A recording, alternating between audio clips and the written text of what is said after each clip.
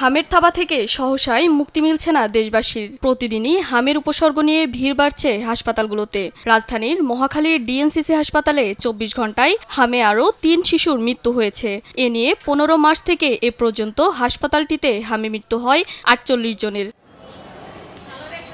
ময়মনসিংহের দম্পতি মোহাম্মদ সিদ্দিক ও রোকসানা ৩ বছর বয়সী যমজ পুত্র সন্তান হাসান ও হুসাইন। মহাখালী কলেরা হাসপাতালে ১১ দিন চিকিৎসার পর হাসান সুস্থ হলেও নিউমোনিয়া ও হামে আক্রান্ত হয় হুসাইন। অবস্থা আশঙ্কাজনক হওয়ায় রেফার করে ডিএনসিসি হাসপাতালে। ঈদের পরের দিন থেকে জ্বর, আবার পাতলা পায়খানা শুরু হয়েছে, আবার মনে করুন ৩ তারিখে লইয়া দিচ্ছে।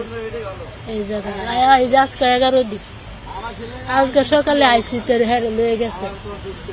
হাম দেখে রাহে নাই, আমরা ব্যবস্থা করে হামের দিতেছি, এখানে জানগা পরে যে এখানে কাটাইছে। ওই হুসেন একটু অসুস্থ না, হাসান একটু ভালো হয়েছে, ওই হাসপাতালতে ফাটাই দিচ্ছে, ২ দিন লাগলে ভালো হয়ে যাবো। ডেডিকেটেড এই হাসপাতালে হামের উপসর্গ নিয়ে প্রতিদিন ভিড় করছে রোগী ও স্বজনরা। রোগীদের অবস্থা বিবেচনা করে অনেককে ভর্তি করছে, আর অনেককে বাড়ি নিয়ে চিকিৎসা দেওয়ার পরামর্শ দিচ্ছেন ডাক্তাররা।